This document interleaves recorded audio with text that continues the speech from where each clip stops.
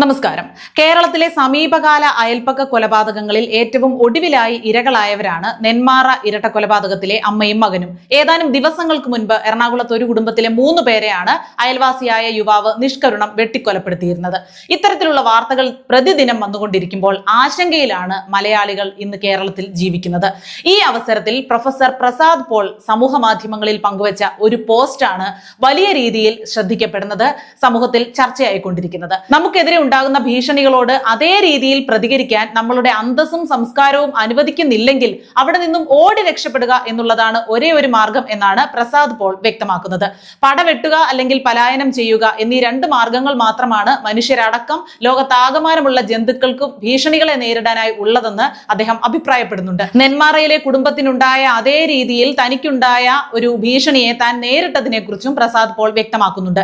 Prasad Paul പങ്കുവച്ച Facebook പോസ്റ്റിന്റെ പൂർണ്ണ രൂപം ഞാൻ വായിക്കാം, കാരണം ഓരോരുത്തരും ഇത് കേട്ടിരിക്കേണ്ടതാണെന്ന് എനിക്ക് തോന്നി. ഒരു പെൺകുട്ടിയുടെ ഹൃദയം തകർന്നുള്ള കരച്ചിൽ എന്താണ് ഇപ്പോഴത്തെ കേരളം എന്നതിന് ഏറ്റവും നല്ല ഉദാഹരണമാണ്. ഫൈറ്റ് ഓർ ഫ്ലൈറ്റ്, പടവെട്ടുക അല്ലെങ്കിൽ പലായനം ചെയ്യുക എന്നീ 2 മാർഗങ്ങൾ മാത്രമാണ് മനുഷ്യരടക്കം ലോകത്താകമാനമുള്ള ജന്തുക്കൾക്കും ഭീഷണികളെ നേരിടാനായി ഉള്ളത്. അതനുസരിച്ച് ആ കുടുംബത്തിന് ഒന്നുകിൽ അവരെ കൊല്ലും എന്ന് ഭീഷണി മുഴക്കിയ ആളെ കൊന്നുകളയുക, അല്ലെങ്കിൽ അയാളുടെ കൺവെട്ടത്ത് നിന്നും മാറി ദൂരത്തെവിടെയെങ്കിലും താമസിക്കുക. ഇവ മാത്രമായിരുന്നു ചെയ്യാമായിരുന്ന 2 മാർഗങ്ങൾ. എന്നാൽ ആദ്യത്തേത് ഏതാണ്ട് അസാധ്യമാണെങ്കിൽ രണ്ടാമത്തെ മാർഗം തികച്ചും സാധ്യമായ ഒന്ന് തന്നെയായിരുന്നു. അതിന് കൊടുക്കേണ്ടി വരുന്ന വില അല്ലെങ്കിൽ കഷ്ടനഷ്ടങ്ങൾ ഒക്കെ എന്തായാലും ജീവനേക്കാൾ വലുതായിരിക്കില്ല എന്ന് ഉറപ്പാണ്. സമാനമായ ഒരു സാഹചര്യം എനിക്ക് നേരിടേണ്ടി വന്നിട്ടുണ്ട്. ഒരയൽക്കാരൻ എന്നെ കൊല്ലാനായി വടിവാൾ വാങ്ങി വെച്ചിട്ടുണ്ട് എന്ന് ഭീഷണി മുഴക്കിയപ്പോൾ എന്നെ കൊല്ലുന്നതിന് മുന്നേ അയാളെ കൊല്ലുക അല്ലെങ്കിൽ എഴുന്നേറ്റിരിക്കാൻ ആവാത്ത വിധത്തിൽ തളർത്തിയിടുക എന്നതായിരുന്നു ചെയ്യേണ്ടിയിരുന്നതെങ്കിലും അത് കെമിസ്ട്രിയിലെ ചെയിൻ റിയാക്ഷൻ പോലെ പ്രതികാര പരമ്പരകളിലേക്ക് നയിക്കാമെന്നതും അത്തരം പ്രവൃത്തികൾ ചെയ്യുന്നത് എന്റെ ഫിലോസഫിയുടെ അല്ലെങ്കിൽ സംസ്കാരത്തിന്റെ ഒന്നും ഭാഗമല്ലാത്തത് കൊണ്ടും ഞാൻ അവിടെ നിന്ന് മാറി താമസിക്കാൻ നിർബന്ധിതനായി. ഒരുപക്ഷെ അതുകൊണ്ട് മാത്രമായിരിക്കും ഞാൻ ഇന്ന് ജീവിച്ചിരിക്കുന്നത്.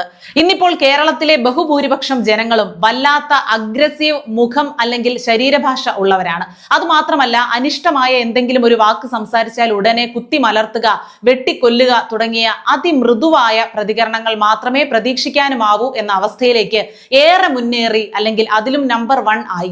നെന്മാറയിലെ പെൺകുട്ടിയുടെ അച്ഛനമ്മമാരെ കൊല്ലാനുണ്ടായ കാരണം എന്താണെന്ന് എനിക്കറിയില്ല. എന്റെ കാര്യത്തിൽ എന്റെ പറമ്പിൽ നിന്ന ഒരു തേക്കിന്റെ ഇല കാറ്റടിക്കുമ്പോൾ റോഡിനപ്പുറത്തുള്ള അയാളുടെ മുറ്റത്തേക്ക് വീഴുന്നു, അതുകൊണ്ട് എന്റെ തേക്കുകൾ മുഴുവൻ വെട്ടണം എന്ന ആവശ്യത്തിലാണ് തുടങ്ങിയത്. അയാളുമായി അതിർത്തി പങ്കിടാത്തത് കൊണ്ടും ഇടയിൽ 14 അടി വീതിയുള്ള പഞ്ചായത്ത് റോഡ് ഉള്ളത് കൊണ്ടും ഞാൻ തേക്കിന്റെ കൊമ്പുകൾ പതിവായി കോതിക്കൊടുത്തു പോന്നു. പക്ഷെ അയാളുടെ കലിപ്പ് തീരാതെ അയാൾ എന്നെയും ഭാര്യയെയും പലവട്ടം പുലഭ്യം പറയുകയും ഗതികെട്ട ഞാൻ അയാൾക്കെതിരെ പോലീസിൽ പരാതി പറയുമെന്ന് പറഞ്ഞപ്പോഴാണ് അയാൾ എന്നെ കൊല്ലാനായി വടിവാൾ വാങ്ങിയിട്ടുണ്ടെന്നും തരം കിട്ടുമ്പോൾ അത് ചെയ്യുമെന്നും ഭീഷണി മുഴക്കിയത്. എന്തായാലും നല്ല വണ്ണവും വളർച്ചയും ഉണ്ടായിരുന്ന ആ തേക്കുകൾ മുഴുവനും ഞാൻ വെട്ടിമാറ്റി താമസം ഊട്ടിയിലേക്ക് മാറ്റി. പക്ഷെ ഇടയ്ക്കിടെ വരുമ്പോഴൊക്കെ അയാൾ അസഭ്യവർഷം തുടർന്നപ്പോഴാണ് തേക്കൊന്നുമല്ല യഥാർത്ഥ പ്രശ്നം, അയാൾക്കും ഭാര്യയ്ക്കും ഞങ്ങളോടുള്ള കടുത്ത അസൂയ ആണെന്ന് മനസ്സിലായത്. അതിന് എന്തായാലും ശമനമുണ്ടാക്കാനാവില്ല എന്നതുകൊണ്ട് ഞാൻ ഫ്ലൈറ്റ് എന്ന രക്ഷാമാർഗം സ്വീകരിക്കുകയാണ് ഉണ്ടായത്.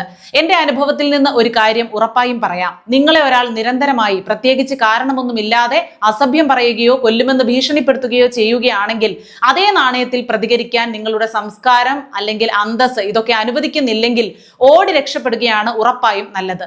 കാരണം കേരളം കൊടും ക്രിമിനലുകളെ കൊണ്ട് നിറയുകയാണ്. മുന്നിൽ കാണുന്ന ഓരോ വ്യക്തിയെയും ഭയത്തോടെ നേരിടേണ്ട അവസ്ഥയാണ് വന്നിരിക്കുന്നത്. മദ്യം, മയക്കുമരുന്ന്, അഹങ്കാരം, പരപുരുഷ ബഹുമാനമില്ലായ്മ, അതിലൊക്കെ ഏറെ തന്തയില്ലായ്മ, ബ്രാക്കറ്റിൽ തന്തയില്ലാതെ ആരും ജനിക്കില്ലല്ലോ, അതുകൊണ്ട് തന്ത ആരെന്നറിയായിക ഒക്കെയാണ് ഇതിനുള്ള കാരണങ്ങൾ. കൂടെ പൊതുജനത്തിന്റെ സുരക്ഷ ഉറപ്പാക്കേണ്ടവർ നിഷ്ക്രിയരാവുന്നതും പ്രതികരിക്കാത്ത രാഷ്ട്രീയ മത ഷണ്ഡത്വം ബാധിച്ച പൊതുജനങ്ങളും കൂടിയാണ് ഇത്തരമൊരു സാമൂഹ്യ അവസ്ഥ സൃഷ്ടിച്ചത്. ജീവനേക്കാൾ വലുതല്ല മറ്റൊന്നും. ഇന്ത്യ വളരെ വിശാലമായ രാജ്യമാണ്. അവിടെ നമ്പർ 1 അല്ലാത്ത അനേകം ഇടങ്ങളുണ്ട്. അവിടെ എവിടെയായാലും ഒരാൾക്ക് സ്വസ്ഥതയോടെയും മനസമാധാനത്തോടെയും ജീവിക്കാം. പിന്നെ എന്തിനാണ് ക്രിമിനലുകളോട് മല്ലുപിടിക്കുന്നത്? ഇന്ന് രാവിലെ എന്റെ ഇളയ മകൾ, പപ്പ എനിക്ക് നാട്ടിൽ കുറെ സ്ഥലം വാങ്ങി ഒരു ഫാം തുടങ്ങണമെന്ന ആഗ്രഹമുണ്ടെന്ന് പറഞ്ഞപ്പോൾ ഞാൻ അവളോട് പറഞ്ഞു, നിനക്ക് ആത്മഹത്യ ചെയ്യാതെ നിവൃത്തിയില്ലാത്ത അവസ്ഥ ഉണ്ടായാൽ മാത്രം കേരളത്തിലേക്ക് വന്നാൽ മതി, അല്ല ജീവിക്കണമെന്ന ആഗ്രഹമാണ് ഉള്ളതെങ്കിൽ മറ്റെവിടെയെങ്കിലും പോവുകയായിരിക്കും നല്ലത്. തുടർന്ന് ഞാൻ പറഞ്ഞു, നമുക്ക് ഹിമാചൽ പ്രദേശിലോ മറ്റോ പോയി ഒരു ആപ്പിൾ തോട്ടം ഉണ്ടാക്കാം. കേരളത്തിൽ ആകെ 2 കൃഷി മാത്രമേ വിജയിക്കുകയുള്ളൂ. ഒന്ന് മതം അല്ലെങ്കിൽ ഭക്തി, 2 രാഷ്ട്രീയം. ഇവിടെ 2 ജാതി മനുഷ്യരേ ഉള്ളൂ. ഒന്നുകിൽ ഇവ കൊണ്ട് പണം സമ്പാദിക്കുന്നവർ, അല്ലെങ്കിൽ ഇവയുടെ ഇരകൾ. ഇത് രണ്ടിലും പെടാത്തവർക്ക് കേരളം പറ്റില്ല. ആ പെൺകുട്ടിയുടെ കരച്ചിൽ ഇപ്പോഴും എന്റെ മനസ്സിൽ കിടന്ന് പൊട്ടിത്തെറിക്കുന്നു. സഹിക്കാനാവുന്നില്ല ആ അതിനിസ്സഹായയായ പെൺകുട്ടിയുടെ അവസ്ഥ.